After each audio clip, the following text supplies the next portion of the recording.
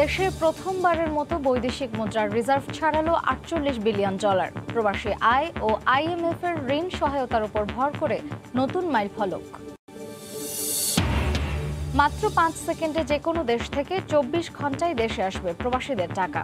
নতুন platform bless চালু। Cashless লেনদেন ডিজিটাল বাংলাদেশের লক্ষ্য, বললেন সজীব ওয়াজেদ জয়। 9 ই-কমার্স প্রতিষ্ঠানের আর্থিক তথ্য চেয়ে বাংলাদেশ ব্যাংকে বাণিজ্য মন্ত্রণালয়ের চিঠি, বেঁধে দেয়া হয়নি সময়সীমা, নজর রাখছে ই-ক্যাবও।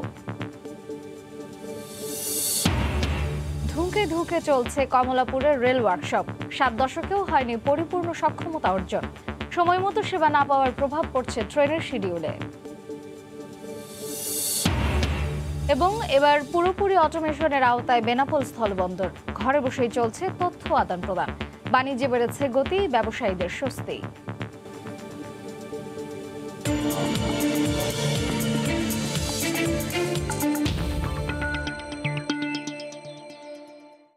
দেখছিলেন শিরোনাম। আমন্ত্রণ জানাচ্ছি দেশ ও দেশের বাইরের অর্থ বাণিজ্যের নানা খবর নিয়ে আমাদের নিয়মিত আয়োজন এ সময়ের বাণিজ্যে। আপনাদের সঙ্গে আছি আমি মার্জিয়া শ্রেয়া। দেশের ইতিহাসে প্রথমবারের মতো বৈদেশিক মুদ্রার রিজার্ভ দাঁড়ালো $48 বিলিয়ন। প্রবাসীদের পাঠানো রেমিটেন্স ও আন্তর্জাতিক মুদ্রা তহবিল IMF এর $145 কোটি ঋণ সহায়তার উপর ভর করে নতুন রেকর্ড সৃষ্টি হয়েছে। করোনা মহামারীর সংকট মোকাবিলায় আন্তর্জাতিক মুদ্রা তহবিল IMF এর SDR বা স্পেশাল ড্রয়িং রাইট তহবিল থেকে $145 কোটি ঋণ সহায়তা পেয়েছে বাংলাদেশ। তুলনামূলক স্বল্প আয়ের দেশগুলোকে এমন ঋণ সহায়তা দিয়েছে IMF। এতে মঙ্গলবার দিন শেষে বাংলাদেশ ব্যাংকের রিজার্ভের পরিমাণ দাঁড়ায় $4,804 কোটি, যা বাংলাদেশি মুদ্রায় প্রায় 4,800,00,000 কোটি টাকা। এর আগে দেশে রিজার্ভ কখনোই $4,700 কোটি ছাড়ায়নি। গত 18 আগস্ট কেন্দ্রীয় ব্যাংকের বৈদেশিক মুদ্রার রিজার্ভ ছিল $4,606 কোটি মার্কিন। করোনার প্রাথমিক ধাক্কা কাটিয়ে গত বছরের মাঝামাঝি থেকেই প্রবাসীদের পাঠানো আয় ও রপ্তানিতে বাড়তে থাকে কেন্দ্রীয় ব্যাংকের বৈদেশিক মুদ্রার রিজার্ভ। গত বছর অক্টোবরে প্রথমবারের মতো $40 বিলিয়ন ছাড়ায় রিজার্ভ। কেন্দ্রীয় ব্যাংকের বর্তমান রিজার্ভের অর্থ দিয়ে দেশের প্রায় 1 বছরের আমদানি ব্যয় মেটানো সম্ভব। আন্তর্জাতিক মানদণ্ডে 3 মাসের বৈদেশিক মুদ্রা ব্যয়ের সক্ষমতাকেই শক্ত অবস্থান ভাবা হয়। অতিরিক্ত রিজার্ভের অর্থের একটি অংশ দেশের অবকাঠামো উন্নয়নে ব্যবহারের চিন্তাভাবনাও করছে সরকার। এক্ষেত্রে রিজার্ভের অর্থে একটি বিশেষ তহবিল গঠনের কথাও বলা হচ্ছে। হরিপদ সাহা, সময় সংবাদ, ঢাকা। চালু হলো বিদেশ থেকে রেমিটেন্স নিয়ে আসার নতুন প্ল্যাটফর্ম ব্লেজ। এর মাধ্যমে মাত্র 5 সেকেন্ডে যে কোনো দেশ থেকে বছরের প্রতিদিন 24 ঘন্টায় দেশে টাকা পাঠাতে পারবেন প্রবাসীরা। গতকাল সন্ধ্যায় এই নতুন ডিজিটাল প্ল্যাটফর্মের আনুষ্ঠানিক উদ্বোধন করেন প্রধানমন্ত্রীর তথ্য ও যোগাযোগ বিষয়ক প্রযুক্তি বিষয়ক উপদেষ্টা সজীব ওয়াজেদ জয়। তিনি বলেছেন, নগদ টাকা লেনদেনহীন সমাজ গড়ে তোলাই এখন ডিজিটাল বাংলাদেশের পরবর্তী লক্ষ্য। বিস্তারিত জানাচ্ছেন দেবাশিস রায়। বাংলাদেশের উন্নতি ও অগ্রগতির অন্যতম সোপান রেমিট্যান্স। দেশের বাইরে দিনরাতের শ্রমে লাল সবুজের পতাকাকে সমৃদ্ধির অলঙ্কারে সাজিয়ে তুলতে বড় ভূমিকা রাখে প্রবাসীদের পাঠানো এই অর্থ। দীর্ঘদিনের এই কষ্ট এবার লাঘব করতে চালু হলো দেশের প্রথম আন্তঃসীমান্ত পেমেন্ট নেটওয়ার্ক ব্লেজ। এটি দিয়ে দেশের 35টি ব্যাংকের চ্যানেলে যে কোনো দেশ থেকে 365 দিন 24 ঘন্টা টাকা লেনদেন করা সম্ভব। মূলত ব্লেজ সোনালী ব্যাংক, হোম পে এবং কিউ ক্যাশের একটি যৌথ উদ্যোগ। প্রবাসে থাকা যে কেউ মাত্র 5 সেকেন্ডে টাকা পাঠাতে পারবেন দেশে। বিদেশ থেকে টাকা নির্দিষ্ট অ্যাকাউন্ট হয়ে সোনালী ব্যাংকের চ্যানেলে private third party payment processing firm Q ক্যাশের মাধ্যমে পৌঁছে যাবে নির্দিষ্ট গ্রাহকের কাছে। মঙ্গলবার সন্ধ্যায় অনলাইনে ব্লেজ প্ল্যাটফর্মের আনুষ্ঠানিক যাত্রা শুরু হলো। প্রধানমন্ত্রীর তথ্য ও যোগাযোগ প্রযুক্তি বিষয়ক উপদেষ্টা সজীব ওয়াজেদ জয় এটি উদ্বোধন করে বলেন, ভবিষ্যতের বাংলাদেশে লেনদেন হবে নগদ অর্থ ছাড়াই। ব্লেজের মাধ্যমে যদি পাঠান 5 সেকেন্ডের মধ্যে এই টাকাটি তার অ্যাকাউন্টে পৌঁছায় যাচ্ছে। আমাদের আশা আছে যে সকল বিশ্বে এই সার্ভিস আমরা পৌঁছায় দেব আমাদের প্রবাসী যারা যেখানেই আছে। আর এটাই হচ্ছে আমাদের এই ক্যাশলেস সোসাইটি হচ্ছে আমাদের ভবিষ্যৎ। এটাই হলো আমার ডিজিটাল বাংলাদেশ এখন নেক্সট স্বপ্ন, যে বাংলাদেশে সকল ফাইন্যান্সিয়াল ট্রানজাকশন এখন ক্যাশলেস হয়ে যাবে। দেশের সব ব্যাংককে এই পদ্ধতি অনুসরণ করে সেবা দেওয়ার আহ্বান জানান সজীব ওয়াজেদ জয়। অন্যান্য সকল ব্যাংককে অনুরোধ করবো যে আপনারা এই ব্লেজ সার্ভিসের সাথে কানেক্টেড হন, যাতে 24/7 5 সেকেন্ডের মধ্যে সবাই আপনাদের কাছে আপনাদের ব্যাংকে সরাসরি টাকা পাঠাতে পারে। ব্লেজ প্ল্যাটফর্মের সক্ষমতা যাচাইয়ে চলতি বছরের জুন থেকে দেশের 23টি ব্যাংকের সাথে লেনদেন সম্পন্ন করা হয়েছে। রেমিটেন্স প্রবাহ বাড়াতেও এই উদ্যোগ ব্যাপক ফলপ্রসূ হবে বলে মনে করছে বাংলাদেশ ব্যাংক। দেবাশিস রায়, সময় সংবাদ, ঢাকা। চট্টগ্রামে জলাবদ্ধতার খবর। কয়েক ঘন্টার ভারী বৃষ্টিতেই পানির নিচে চট্টগ্রাম, তলিয়ে গেছে অলিগলি মহাসড়ক। এতে চরম দুর্ভোগে পড়েছেন যানবাহন চালক ও যাত্রীরা। এই বিষয়ে বিস্তারিত জানাতে এই মুহূর্তে নগরের 16 শহরে আছেন রিপোর্টার পার্থপ্রতিম বিশ্বাস। সরাসরি চলে যাচ্ছি তার কাছে। পার্থ। ধন্যবাদ। কয়েক ঘন্টার টানা বর্ষণে আবারও পানির নিচে তলিয়ে গেল বন্দরনগরী চট্টগ্রাম। সেক্ষেত্রে সকাল থেকে আমরা দেখছি মুষলধারে বর্ষণ হচ্ছিল। 5:30 থেকে 7:30 পর্যন্ত যে বর্ষণ, সেই বর্ষণেই কিন্তু নগরীর 16 শহর এলাকা, আমরা এখন যে জায়গাটিতে দাঁড়িয়ে আছি, 16 শহর, 2 নম্বর গেট, কাপাসগোলা, রহমতগঞ্জ, এছাড়া যে নিচু এলাকাগুলো রয়েছে আগ্রাবাদ সহ সব জায়গায় কিন্তু এখন হাঁটু থেকে কোমর সমান পানির নিচে তলিয়ে গেছে। আপনারা দেখছেন এই হাঁটু থেকে কোমর সমান পানির মধ্যে অনেকটা কিন্তু কষ্ট করেই সাধারণ মানুষকে যাতায়াত করতে হচ্ছে। গতকাল মধ্যরাত থেকে কিন্তু বর্ষণ শুরু হয়েছিল, কিন্তু মুষলধারে যে বর্ষণ সেটি কিন্তু শুরু হয়েছে সকাল 5:30 থেকে 7:30। মূলত বলা যায় এই 2 ঘন্টার বৃষ্টিতেই কিন্তু চট্টগ্রাম পানির নিচে তলিয়ে গেল। আমরা আবহাওয়া অফিস থেকে যে তথ্যটি পেয়েছি, আজকে সকাল 9টা পর্যন্ত গত 24 ঘন্টায় শুধুমাত্র 28 মিলিমিটার বৃষ্টিপাত হয়েছে। কিন্তু আমরা জানি চট্টগ্রামে 10 মিলিমিটারের বেশি বৃষ্টিপাত হলেই কিন্তু পানির নিচে তলিয়ে যায়। সেক্ষেত্রে 28 মিলিমিটার যে বৃষ্টিপাত হয়েছে তার মধ্যে সকালের বৃষ্টিপাতটাই ছিল সবচেয়ে বেশি। সেক্ষেত্রে চরম দুর্ভোগে পড়েছে এই মুহূর্তে কাজের উদ্দেশ্যে বের হওয়া সাধারণ মানুষজন বা যারা ঘর থেকে বের হয়েছেন বিভিন্ন কাজের উদ্দেশ্যে। হঠাৎ করে এই জলাবদ্ধতা সৃষ্টি হওয়ার কারণে সবাইকে কিন্তু চরম বেকায়দায় পড়তে হয়েছে। বিশেষ করে সাধারণ মানুষ যারা আছেন তারা অভিযোগ করে বলেছেন বছরের পর বছর পার হচ্ছে কিন্তু চট্টগ্রামের যে জলাবদ্ধতা, সেই জলাবদ্ধতায় কিন্তু কোনোভাবেই নগরবাসীর মুক্তি মিলছে না। চট্টগ্রাম উন্নয়ন কর্তৃপক্ষের 5,500 কোটি টাকার যে জলাবদ্ধতার উন্নয়ন প্রকল্পের কাজ চলছে, সেই উন্নয়ন প্রকল্পের কিন্তু কোনো সুফল নগরবাসী কিন্তু দেখতে পাচ্ছে না। সেক্ষেত্রে তারা বলছেন প্রতি বছর বর্ষা আসলে এই ধরনের দুর্ভোগ হচ্ছে, কিন্তু চট্টগ্রামে যারা সিটি কর্পোরেশন রয়েছে, চট্টগ্রাম উন্নয়ন কর্তৃপক্ষ রয়েছে, তারা যদি সমন্বিতভাবে একটি উদ্যোগ গ্রহণ করতো তাহলে এই দুর্ভোগ থেকে সাধারণ মানুষজন অবশ্যই মুক্তি পেত। এবং আরেকটি অভিযোগ করে সাধারণ মানুষজন বলেছেন আগে দেখা যেত নালা নর্দমাগুলো সবসময় পরিষ্কার করা হতো, কিন্তু গত কয়েক বছর ধরে সেটি দেখা যাচ্ছে সঠিকভাবে নালা নর্দমাগুলো পরিষ্কার করা হয় না।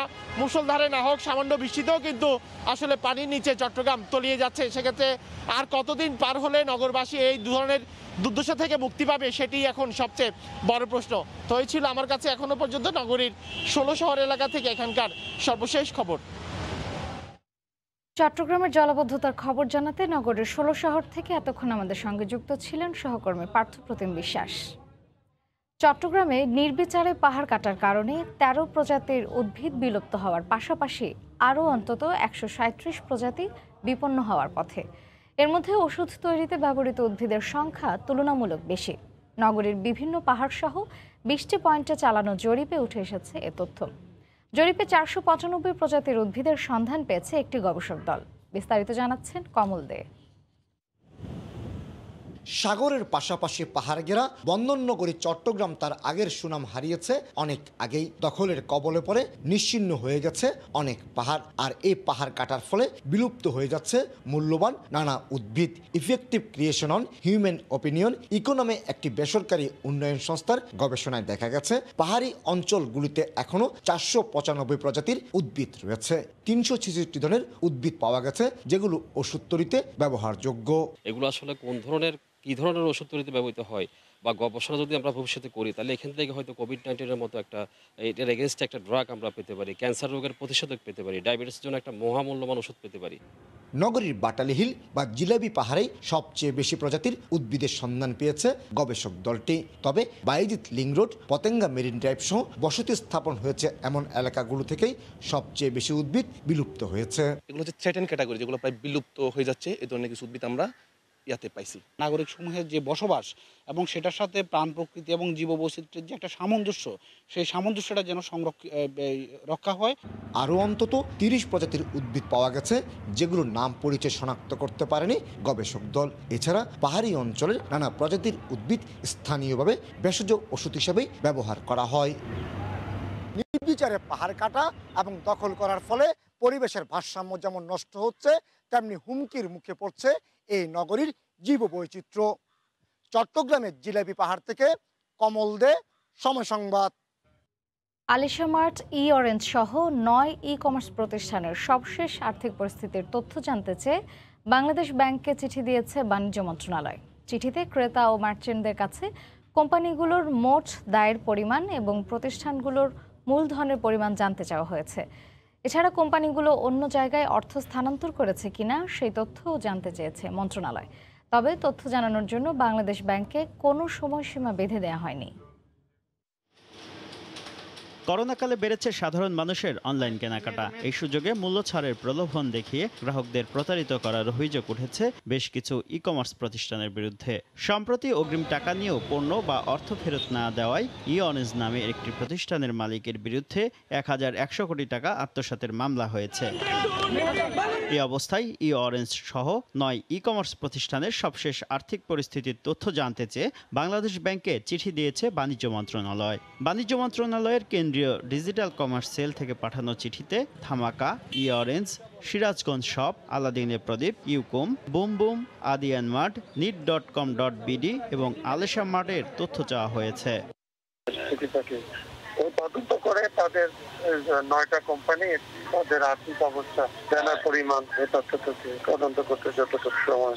অরেঞ্জ ও ধামাকার মতো গুটি কয়েক প্রতিষ্ঠানের বিতর্কিত কর্মকাণ্ডে ই-কমার্স খাতে যে আস্থাহীনতা তৈরি হচ্ছে তা নিয়ে উদ্বিগ্ন খাত সংশ্লিষ্টরা।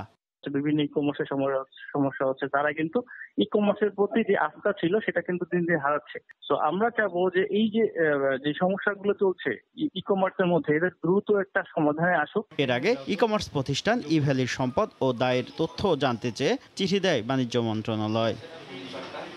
শুভ খান, সময় সংবাদ, ঢাকা। 1 বছর পরীক্ষামূলক কার্যক্রমের পর পূর্ণাঙ্গরূপে অটোমেশনের আওতায় এসেছে দেশের সবচেয়ে বড় স্থলবন্দর বেনাপোল। অটোমেশন সেবায় ঘরে বসেই কম্পিউটার ও মোবাইলে তথ্য বিনিময় হচ্ছে। দেরিতে হলেও অটোমেশন পদ্ধতি চালুতে সবার মধ্যে স্বস্তি ফিরেছে। বেনাপোল প্রতিনিধি আজিজুল হকের পাঠানো তথ্য ও ছবি নিয়ে রিপোর্ট। 1972 সালে দেশের বৃহত্তম স্থলবন্দর বেনাপোলের সাথে ভারতের বাণিজ্যিক যাত্রা শুরু হয়। কিন্তু বন্দরে অটোমেশন না থাকায় কাজের সমন্বয়ে বেশ বেগ পেতে হতো ব্যবসায়ীদের। ডিজিটাল যুগে এসেও বন্দরে আমদানি রপ্তানি তথ্য এন্ট্রি হতো খাতা কলমে। বাণিজ্যিক গুরুত্ব অনুধাবন করে গত বছর পরীক্ষামূলক বেনাপোল স্থলবন্দরে অটোমেশন কার্যক্রম চালু হয়। চলতি মাসে এসে পূর্ণাঙ্গ প্রক্রিয়ায় এ অটোমেশন সেবা পাচ্ছেন ব্যবসায়ীরা। বন্দরের প্রশাসনিক ভবন, রাজস্ব দপ্তর, এন্ট্রি শাখা, ওয়্যারহাউস সব ক্ষেত্রে অটোমেশন পদ্ধতিতে কার্য সম্পাদন হচ্ছে। আমদানি পণ্য বন্দরে প্রবেশ থেকে শুরু করে রাজস্ব পরিশোধ পর্যন্ত সব তথ্য থাকছে কর্মকর্তাদের নজরে। মোবাইলের মাধ্যমে আমরা ঘরে বসে আমরা কার মাল কত নম্বর সেটা আছে, আমরা মালটা দেখতে পাচ্ছি। আমদানি পণ্যের তথ্য এখন কম্পিউটার ডাটাবেজ এন্ট্রিতে অটোমেশনের মাধ্যমে দ্রুত তথ্য প্রদান করা যায়। তথ্য খুঁজতে একটু সময় লাগতো, কিন্তু এখন আমরা মোটামুটি এক ক্লিকেই সেই তথ্যটা খুব দ্রুত আমরা কাউকে জানাতে পারতেছি, কোথায় পণ্যটি আছে, কি অবস্থায় আছে, খালাস হলো কিনা। অটোমেশনের কারণে বাণিজ্যে গতি ও স্বচ্ছতা বেড়েছে বলে মনে করে C&F স্টাফ অ্যাসোসিয়েশন। কাস্টমস ও বন্দর দুটি প্রতিষ্ঠানই অটোমেশনের আওতায় থাকায় ব্যবসায়ীরা অটোমেশনের সুবিধা ভোগ করছে। অটোমেশন পদ্ধতি চালু হওয়াতে ব্যবসায়ীরা সুফল পাচ্ছেন। এটি বাণিজ্য সম্প্রসারণে বড় ভূমিকা রাখছে। মোবাইলে ঢুকেই সে দেখতে পাবে যে তার গাড়িটা কোথায় আছে, এটা একটা বড় জিনিস, এবং সমস্ত পেমেন্ট সিস্টেম অনলাইনে এক জায়গা থেকে পেমেন্ট হচ্ছে। প্রতি বছর বেনাপোল স্থলবন্দর দিয়ে প্রায় 45,000 কোটি টাকার পণ্য আমদানি ও 8,000 কোটি টাকার রপ্তানি বাণিজ্য হয়ে থাকে। আর এ থেকে সরকারের রাজস্ব আসে 5,000 কোটি টাকা। সময় সংবাদ, বেনাপোল। আমদানি রপ্তানি সহ দেশের অর্থনৈতিক উন্নয়নে মোংলা বন্দরের গুরুত্ব বাড়ছে দিন দিন। গত 12 বছরে 50টির বেশি উন্নয়ন প্রকল্প বাস্তবায়ন করা হয়েছে। এই মুহূর্তে মোংলা বন্দর জেটি এলাকায় আছেন সহকর্মী মাহমুদ হাসান। সরাসরি চলে যাচ্ছি তার কাছে। মাহমুদ। বন্দর কর্তৃপক্ষের চেয়ারম্যান। এছাড়াও আমরা যতটুকু জানতে পেরেছি যে মোংলা বন্দর এক সময় কিন্তু মৃত্যু বন্দরে পরিণত হয়েছিল।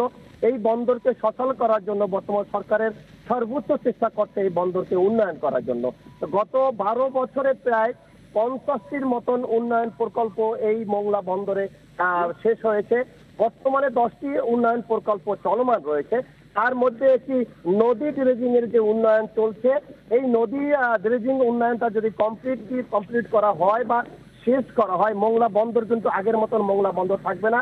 তারা কিন্তু স্বচ্ছন্দভাবে মোংলা বিদেশ থেকে বাণিজ্যিক জাহাজগুলো মোংলা বন্দরে ভিড়তে পারবে। তা এই উন্নয়নমূলক প্রকল্পটা যে হাতে নিয়েছে বাংলাদেশ সরকার এবং মোংলা বন্দর কর্তৃপক্ষ, এই ড্রেজিংটার কারণেই কিন্তু দেশ বিদেশ থেকে যে বাণিজ্যিক জাহাজগুলো আসছে একটু পেতে হতো, কিন্তু এই যদি আউটার বা ড্রেজিং এর কাজটা কিন্তু কমপ্লিট পর্যন্ত শেষ করেছে। এখন ইনার বা ড্রেজিং এর কাজটা কিন্তু চলমান রয়েছে। এই মোংলা বন্দরকে উন্নয়ন করার জন্য সরকারের প্রচেষ্টা কিন্তু অব্যাহত আছে। এখানে যারা বন্দর ব্যবহারকারী যারা আছে তারাও কিন্তু বন্দরকে সচল করার জন্য তারা আপ্রাণ চেষ্টা করে যাচ্ছে। সে আমি যতটুকু জানি বন্দর কর্তৃপক্ষ আমাদের যেটাই জানিয়েছে যে মোংলা বন্দরের 10টি চলমান প্রকল্প রয়েছে। এই প্রকল্পগুলো শেষ হলে সুষ্ঠুভাবে যদি এই প্রকল্পগুলো বাস্তবায়ন করা যায়, মোংলা বন্দর কিন্তু আগের মতো আর মোংলা বন্দর থাকবে না। মোংলা বন্দর কিন্তু অনেক ডেভেলপ হয়ে যাবে। তাই আমরা যতটুকু জানতে পেরেছি গত অর্থ বছরে মোংলা বন্দরের আয় হয়েছিল, রাজস্ব আয় করেছিল 340 কোটি টাকা। এবছর সেটাকে কিন্তু টার্গেট করেছে 350 কোটি টাকা। এছাড়াও জাহাজ গত বছরে যে জাহাজ আসছিল 970টি জাহাজ এসেছিল, এবছর কিন্তু 1000-এর অধিক জাহাজ ভেড়ার একটা পরিকল্পনা কিন্তু বন্দর কর্তৃপক্ষ নিয়েছে। আমি যতটুকু জানি যে মোংলা বন্দর উন্নয়নের জন্য কিন্তু সর্বোচ্চ চেষ্টা করছে মোংলা বন্দর কর্তৃপক্ষ, বাংলাদেশ সরকার এবং মোংলা বন্দরের চেয়ারম্যান। এই মোংলা বন্দর উন্নয়ন হলে কিন্তু শুধু মোংলা বন্দর নয়, দক্ষিণ অঞ্চলের খুলনা, মোংলা এবং পার্শ্ববর্তী জেলাগুলোও কিন্তু উন্নয়ন হবে। এই ছিল আমার কাছে মোংলা বন্দর, যেদিক থেকে মোংলা বন্দর উন্নয়নের সর্বশেষ খবর। মোংলা বন্দর জেটি এলাকা থেকে সর্বশেষ জানাচ্ছিলেন সহকর্মী মাহমুদ হাসান। 7 দশকেও বড় ধরনের ত্রুটি মেরামতের সক্ষমতা অর্জন করতে পারেনি রেলের কমলাপুর বগি ওয়ার্কশপ। লোকবল সংকট, আধুনিক যন্ত্রপাতির অভাব ও বাজেট ঘাটতির কারণে ধুঁকে ধুঁকে চলছে রেলের অন্যতম এই ওয়ার্কশপ। সময় মতো কাজ শেষ করতে না পারার কারণে মাঝে মধ্যেই ঘটছে শিডিউল বিপর্যয়। সংকট সমাধানের আশ্বাস দিয়েছেন রেলমন্ত্রী। নাজমুস সালেহের রিপোর্টে বিস্তারিত। প্রতিদিন ট্রেনের অন্তত 30 থেকে 40টি বগি মেরামতের জন্য আনা হয় কমলাপুর ওয়ার্কশপে। 7 দশকেও এখানে লাগেনি আধুনিকতার ছোঁয়া। এখনও পুরনো যন্ত্রপাতি আর দেশীয় পদ্ধতিতেই চলছে কাজ। প্রয়োজনীয় লোকবলের আছে মাত্র 1/3। আমরা যখন চাকরিতে ঢুকেছি তখন আমাদের গাড়ি ছিল 7-8টা। সেই সময় যে জনবল ছিল এখনো সেই জনবল। বর্তমান আমরা 28টা গাড়ি চালাই। যে লোক লাগে এই লোকগুলো এখান থেকে চলে গেছে। পুরান লোক দিয়ে আমরা কয়েকজন এবং কয়েকজন টিএলআর নিয়ে আমরা কাজটা চালাই যেতেছি। দক্ষ কর্মীর 90 ভাগই ইতিমধ্যে অবসরে। 2-3 বছরের মধ্যে বাকি পুরনো কর্মীরাও অবসরে যাবেন। কিন্তু দীর্ঘদিন ধরে বন্ধ রয়েছে নিয়োগ, বসেনি একটিও আধুনিক যন্ত্র। শারীরিক পরিশ্রমের মাধ্যমে এখানকার সব কাজ পরিচালনা করা হয়। মেশিনের কোনো কাজ নেই, সব হাতে। অত্যাধুনিক কিছু যন্ত্রপাতির সংকট যা নাকি নাই। নতুন বগি রক্ষণাবেক্ষণ ও পুরনোগুলো মেরামতের কাজ করতে হয় একই জায়গায়, ফলে সময় মতো কাজ শেষ করতে না পারায় মাঝে মধ্যে ঘটছে শিডিউল বিপর্যয়। একদিনের কাজ আরেকদিনে করতে হয়, এটাই আমাদের সমস্যা। জনবল না থাকার কারণে মেইনটেনেন্স করে আমরা গাড়ি ওকে করতে পারি না। এই কারণে আছে আমাদের গাড়ি অনেক সময় লেট হয়ে যায়। ওয়ার্কশপটি আধুনিকায়নের সব প্রকল্প নেওয়া হয়েছে বলে জানান রেলমন্ত্রী। খুব অল্প দিনের মধ্যে আমরা অ্যাডভার্টাইজমেন্ট দেবো। আমরা বিভিন্ন ক্ষেত্রে যে আমাদের ঘাটতি লোকজন আছে এগুলো পর্যায়ক্রমিকভাবে এগুলো আমরা পূরণ করব। শুধু এখানেই নয়, রেলের সব সেক্টরে ঘাটতি রয়েছে লোকবলের। 70 বছরের পুরানো পদ্ধতিতে এখনো চলছে এই ওয়ার্কশপ। কর্মচারীরা বলছেন আধুনিক প্রযুক্তির ব্যবহার আর লোকবল সংকট নিরসনে উদ্যোগ নিলে একটু হলেও গতি ফিরবে ট্রেনের চাকায়। নাজমুস সালেহী, সময় সংবাদ, ঢাকা। পটুয়াখালীতে জেলেদের জালে ধরা পড়ছে ঝাঁকে ঝাঁকে রূপালী ইলিশ। এরই মধ্যে মাছ বোঝাই ট্রলারগুলো গভীর সমুদ্র থেকে আসতে শুরু করেছে প্রস্তাবিত মৎস্য অবতরণ কেন্দ্র মহিপুর ও আলিপুরে। এই মুহূর্তে মহিপুর মৎস্য অবতরণ কেন্দ্রে আছেন সহকর্মী মোহাম্মদ মনির হোসেন বাদল। বিস্তারিত জানতে সরাসরি চলে যাচ্ছি তার কাছে। বাদল, আবার বাজেট করে সমুদ্রে ফিরে যাচ্ছে।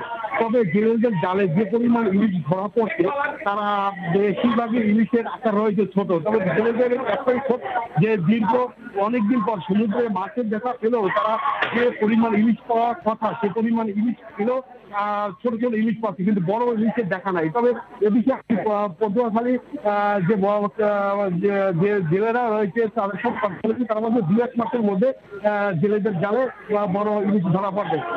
আপনি জানেন যে টানা 65 দিন অবরোধ এবং কিছুদিন আগে বৈরী আবহাওয়ার কারণে সমুদ্রে মাছ ধরতে পারে নাই জেলেরা। বর্তমানে আবহাওয়া অবস্থা অনুকূল থাকায় প্রতিদিন শত শত ট্রলার মাছ বোঝাই করে ফিরছে মৎস্য অবতরণ কেন্দ্রে। প্রতিটি ট্রলার থেকে বিক্রির উদ্দেশ্যে মনকে মন নামছে মহিপুর আলিপুর মৎস্য বন্দরে।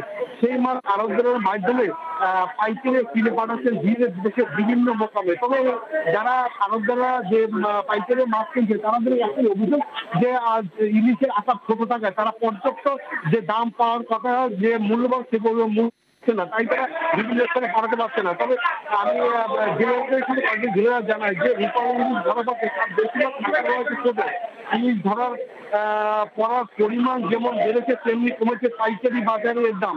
এখানে প্রতি যে ছোট ইলিশ রয়েছে এই যে ছোট ইলিশগুলো বিক্রি হচ্ছে প্রতি মন 100 বিক্রি হচ্ছে 10 থেকে 11,000 টাকা এবং 500 থেকে যে 500 গ্রাম যে মাছ রয়েছে এতে 14,000 থেকে 18,000 টাকা প্রতি মন ইলিশ বিক্রি হচ্ছে। এছাড়া যে এলসি যে মাছ যেগুলো বিদেশে রপ্তানি হয় মাছগুলো সেগুলো 25 থেকে 30,000 টাকার মধ্যেও পাচ্ছে না। বর্তমানে সেই মাছ চলতেছে 40 থেকে 46,000 টাকা মন, যেগুলো এলসি বলা হয় বিদেশে পরিমাণ যাচ্ছে।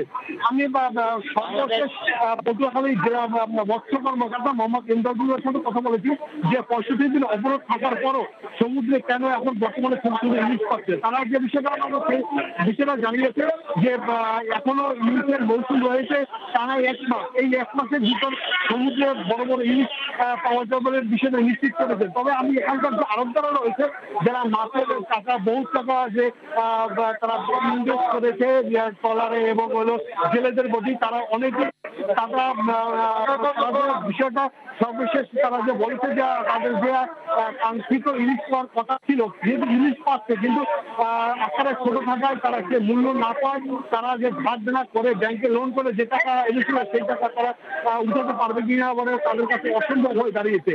তবে পটুয়াখালীর যে মহিপুর মৎস্য বন্দরে প্রতিদিন যে ট্রলার আসছে এই ট্রলারে শুধু ইলিশ না এর পাশাপাশি অনেক মাছ পাওয়া যাচ্ছে। এই ছিল পটুয়াখালী মহিপুর থেকে ইলিশের আমার কাছে সর্বশেষ। মহিপুর মৎস্য অবতরণ কেন্দ্র থেকে ইলিশ সংগ্রহের সর্বশেষ জানাচ্ছিলেন সহকর্মী মনির হোসেন বাদল। হরেক রকমের কলায় ভরে উঠেছে মুন্সিগঞ্জ শহরের হাটলক্ষ্মীগঞ্জের আড়তগুলো। কোনো কেমিক্যাল ছাড়াই তাজা কলা পাওয়ার জন্য হাটটির কদর বেশি। নানা রকম চ্যালেঞ্জ কাটিয়ে এই শরৎ মৌসুমে ঘুরে দাঁড়ানোর চেষ্টা করছেন কলা ব্যবসায়ীরা। নাসিরউদ্দিন উজ্জ্বলের রিপোর্ট, ছবি তুলেছেন আবু সাইদ। ভোর হতে না হতেই নানা জাতের কলায় সয়লাভ হয়ে যায় পুরো হাট। সবরি, সাগর, চাপা, কবরি ও নেপালি সহ নানা জাতের কলার এমন পসরা। আম কাঁঠালের মৌসুম শেষে এখন কলার হাট জমজমাট। দেশি সাগর কলার মৌসুম শুরু হয় শরৎকালের শুরুতেই এর সরবরাহ প্রচুর। তারপরও হাটে সাগর ও কবরি কলার দাম বেশ চড়া, তবে চাপা ও নেপালি সাগরের দাম কিছুটা সহনীয়। নানা প্রতিকূলতার মাঝেও মুন্সিগঞ্জের হাট লক্ষ্মীগঞ্জের এই আড়তগুলো কেমিক্যাল মুক্ত ফ্রেশ কলার কেনা বেচার ঐতিহ্য ধরে রেখেছে। চতুর্দিক দা কলাটা আমরা হিট দেয়, হিট দিলে আমরা কলার আমরা ফাঁকাই, এটা ভিতরে কোনো মেডিসিন নাই। কলা খাওয়ায় ভালো, আমরা এই জন্য এখানে কলা কিনতে আসছি। এখানে করোনার বিধিনিষেধের ধকল কাটিয়ে ঘুরে দাঁড়ানোর চেষ্টা চলছে এখন। তবে ক্ষুদ্র ঋণ গ্রহীতাদের জন্য রয়েছে চ্যালেঞ্জ। চাহিদা মূল্য বেশি, মানুষ আশাও বেশি, খায়ও বেশি, ন্যায়ও বেশি। হাট লক্ষ্মীগঞ্জের কলার মধ্যে কোনো ভেজাল মুক্ত বা কোনো মেডিসিন নাই। কলা পাকাতে ক্ষতিকর রাসায়নিক ব্যবহার দণ্ডনীয় অপরাধ।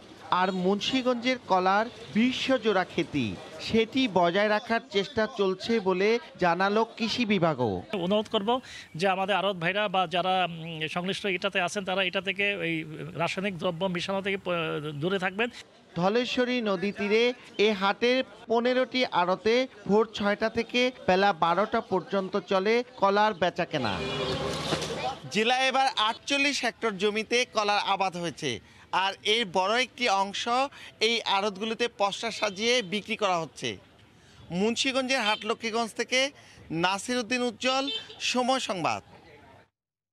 গত কয়েকদিনে নদ নদীর পানি বাড়ায় চাহিদা বেড়েছে নৌকার। এতে মানিকগঞ্জের ঘিওরের হাটে জমজমাট হয়ে উঠেছে নৌকার বেচাকেনা। এই মুহূর্তে মানিকগঞ্জের ঘিওরের নৌকার সাপ্তাহিক হাটে আছেন সহকর্মী মোহাম্মদ ইউসুফ আলী। সরাসরি যুক্ত হচ্ছি তার সাথে। ইউসুফ, এই যে নদ নদীর পানি শুধু বৃদ্ধি পায়নি, কিন্তু আজকে কিন্তু মানিকগঞ্জের একদম 12 সেন্টিমিটার বিপদসীমার উপর দিয়ে প্রবাহিত হচ্ছে। নির্ব অঞ্চলটা প্লাবিত হয়েছে। সেই ক্ষেত্রে পদ্মা, যমুনা এবং ইছামতি, ধলেশ্বরী, কালীগঙ্গা, গাজীখালী, এইসব নদী কিন্তু এই যে অভ্যন্তরীণ জেলার নদীর পানি কিন্তু বৃদ্ধি পেয়েছে, যার জন্য এই নদীর ছাপিয়ে পানিগুলো একদম লোকালয়ে চলে এসেছে, যার জন্য কিন্তু মানুষ এখন এই নৌকার হাটে ভিড় করছে এবং সেই ক্ষেত্রে এখানে কিন্তু জমজমাট বেচা কিনা হচ্ছে। তবে আমি এখানকার যারা ব্যাপারী এবং যারা ক্রেতা রয়েছে, যারা বিক্রি করছে এবং কিনছে, তাদের সাথে কথা বলেছি। তারা বলছে আসলে এটা অত বেশি দাম না থাকলেও এক একটা নৌকা, ডিঙ্গি নৌকা এখানে বিক্রি হচ্ছে একদম 2-2.5 থেকে শুরু করে 10,000 টাকা পর্যন্ত। অর্থাৎ এই যে ডিঙ্গি নৌকাগুলো, সেখানে যারা মিস্ত্রি রয়েছে এখানে তার সাথে সম্পৃক্ত, তারা বলছে কাঠের থেকে শুরু করে এই যে ডিঙ্গি নৌকা তৈরি করার জন্য যে উপকরণ, তার কিন্তু দাম বৃদ্ধি পেয়েছে, কিন্তু সেই হারে কিন্তু নৌকার চাহিদা বৃদ্ধি পায়নি। অন্যদিকে তাদের দাবি হচ্ছে কি, এটা বিভিন্ন বাঁধ সৃষ্টি করাতে সর্বোচ্চ জায়গায় কিন্তু এটা পানি ছড়াতে পারছে না, বিধায় চাহিদা কম হচ্ছে। অন্যদিকে ব্যাপারে বলছে একটু তারা কমে এটি বিক্রি করছে। এই ছিল এই যে হাটে আসলে 15 থেকে 20 লাখ টাকার ডেঙ্গি নৌকা বেচে কেনা হয়। এই ছিল আমার কাছে সর্বশেষ অবস্থা। মানিকগঞ্জের ঘিওরের নৌকা সাপ্তাহিক হাট থেকে নৌকা বেচা কেনার খবর জানাচ্ছিলেন সহকর্মী ইউসুফ আলী। এ সময়ের বাণিজ্যের শীর্ষ সংবাদগুলো জানিয়ে দিচ্ছি আরও একবার। দেশে প্রথমবারের মতো বৈদেশিক মুদ্রার রিজার্ভ ছাড়ালো $48 বিলিয়ন। প্রবাসী আয় ও IMF এর ঋণ সহায়তার উপর ভর করে নতুন মাইলফলক। মাত্র 5 সেকেন্ডে যে কোনো দেশ থেকে 24 ঘন্টায় দেশে আসবে প্রবাসীদের টাকা। নতুন প্ল্যাটফর্ম ব্লেজ চালু। ক্যাশলেস লেনদেন ডিজিটাল বাংলাদেশের লক্ষ্য, বললেন সজীব ওয়াজেদ জয়। এবং এবার পুরোপুরি অটোমেশনের আওতায় বেনাপোল স্থলবন্দর। ঘরে বসেই চলছে তথ্য আদান প্রদান। বাণিজ্যে বেড়েছে গতি, ব্যবসায়ীদের স্বস্তি। এই ছিল এই সময়ের বাণিজ্যে। সঙ্গে থাকুন সময়ের।